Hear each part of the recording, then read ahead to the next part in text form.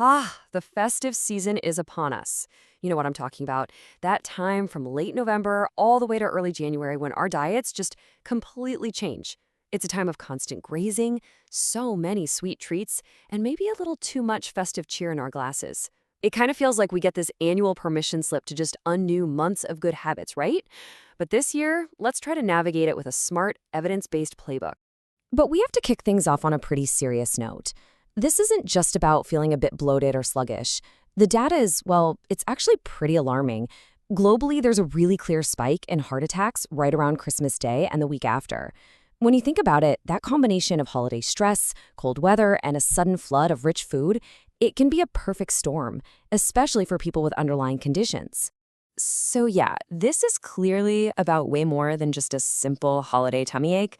The goal here isn't just to do damage control. It's to really understand what the risks are.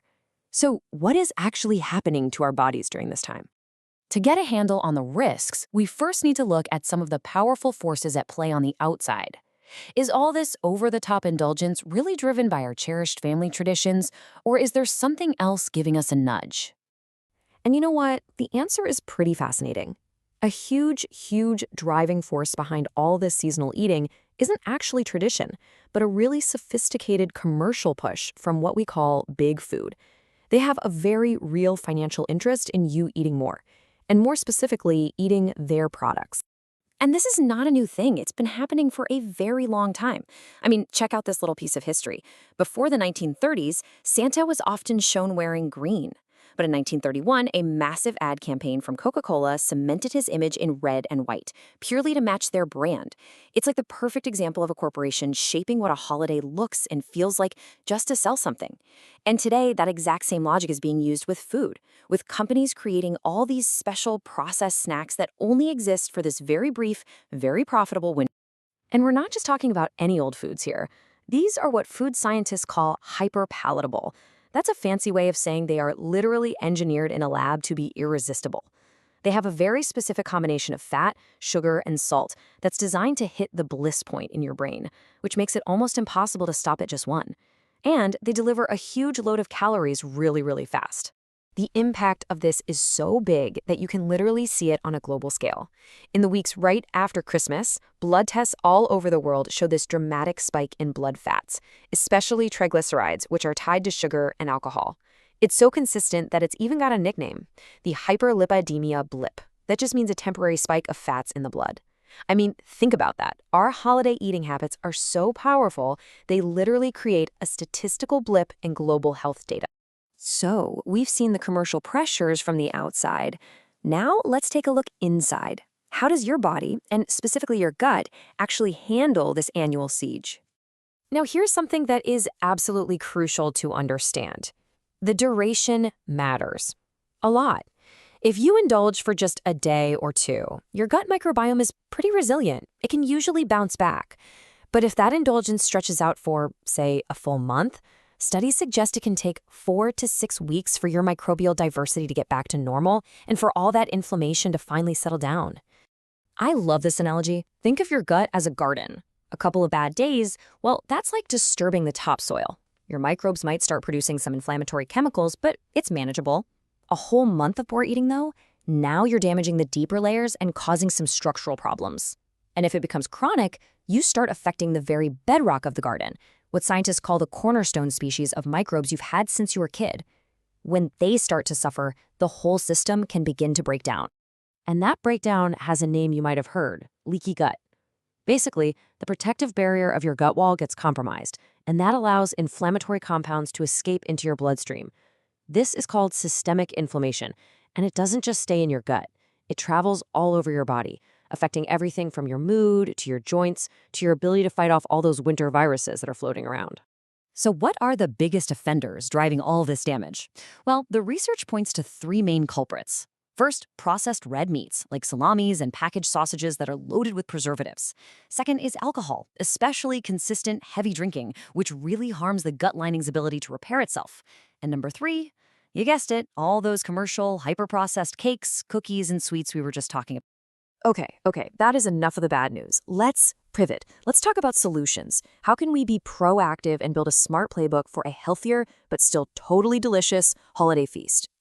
First things first, let's bust a classic myth. You know how everyone says the tryptophan in turkey makes you sleepy? Well, the science says nope. There just isn't nearly enough of it to have that effect. The real reason you feel so wiped out, it's actually much simpler. It's the sheer volume of food. Your body is diverting a massive amount of energy to digest, basically a full day's worth of calories that you just ate in 2 hours while sitting down. It wouldn't matter if it was turkey, chicken, or lentils. So here's a great strategy. It's called the build your plate principle. When you sit down for that big meal, make it your mission to fill 3/4 of your plate with vegetables, legumes, and salads first. This gives you a big hit of fiber, so you feel full, and it naturally crowds out the less healthy options. The turkey and potatoes then get squeezed into a much smaller, more manageable portion. And you can make some incredibly simple and effective swaps that make a big difference. For roasting, try using extra virgin olive oil instead of butter.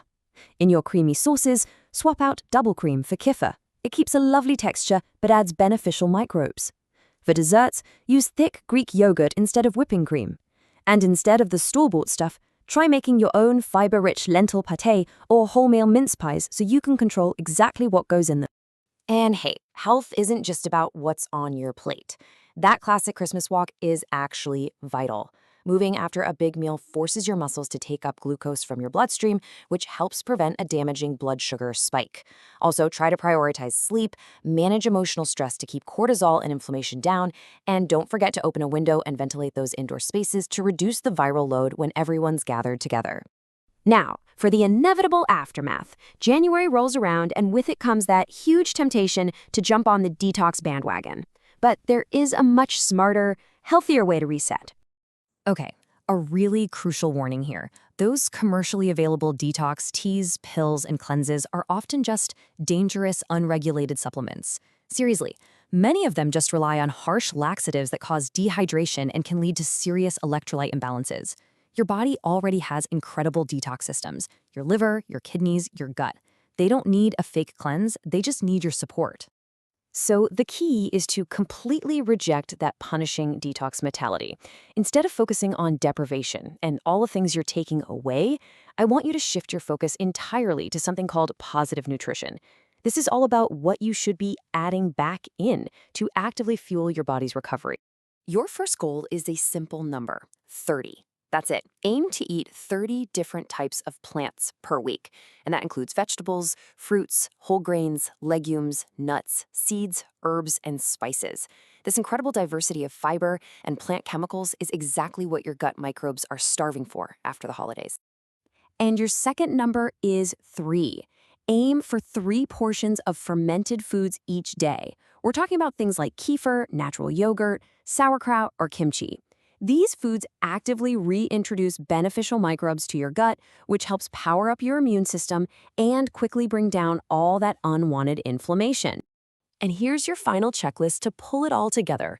Make sure to reintroduce whole grains and really ramp up your fiber. Add in some omega-3s from oily fish or flax seeds to support your liver. Try to adopt a 12 to 14-hour overnight fast to just give your digestive system a much-needed break. And make water your main drink to flush out waste and support all of your body's functions. So my final thought for you goes all the way back to the beginning, right back to Santa's red suit. As you walk through the supermarket this year, I want to challenge you.